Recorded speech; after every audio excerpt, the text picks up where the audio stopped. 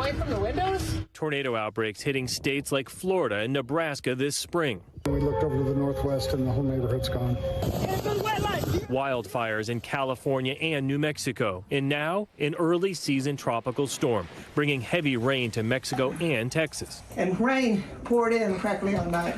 Intense weather around the country wreaking financial havoc, already costing more than $25 billion this year through mid-May, NOAA says.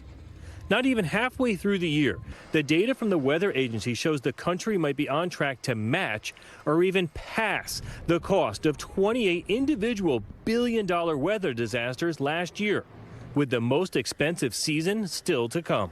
That's the story of the summer of 2024, is we're seeing extreme weather in areas that are not used to it. There's worry FEMA could run out of money by the end of the summer, something former FEMA Administrator Craig Fugate says is not likely, although the hot weather could drain more taxpayer money.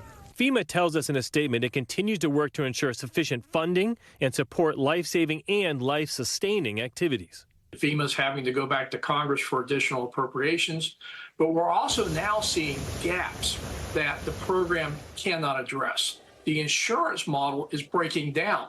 Increasingly, insurance is becoming unavailable or unaffordable. And that can hit homeowners hard.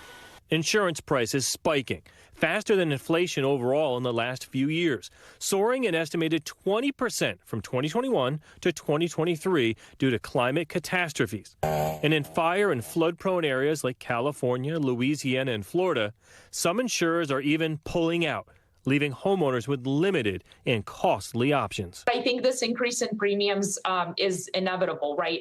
Insurance companies have to make money.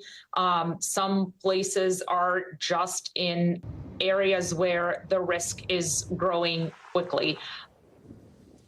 Bill is joining us now. Bill, you mentioned in that story that we're heading into an even more expensive time of year for these kinds of disasters. Is that because hurricane and wildfire seasons are just beginning?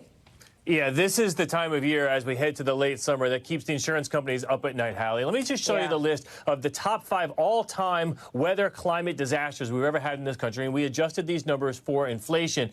And when you look at it, these are all hurricanes. And look at this year, we have $25 billion. We've had 11 different disasters, $25 billion. But look at what these huge hurricanes do. They completely rewrite the books for the insurance companies. This is what going into the peak of hurricane season, August, September, October, they pray that we are going to avoid these type of numbers from any storms. And it can easily happen. Our oceans are, and all the water surrounding our country is extremely warm. We have more population at the coast, and we're growing more than ever. There's more to hit. And we haven't had a big, huge city, you know, like a Miami or a Tampa hit in forever. And if any huge storm happens to hit those areas, it would easily make that list.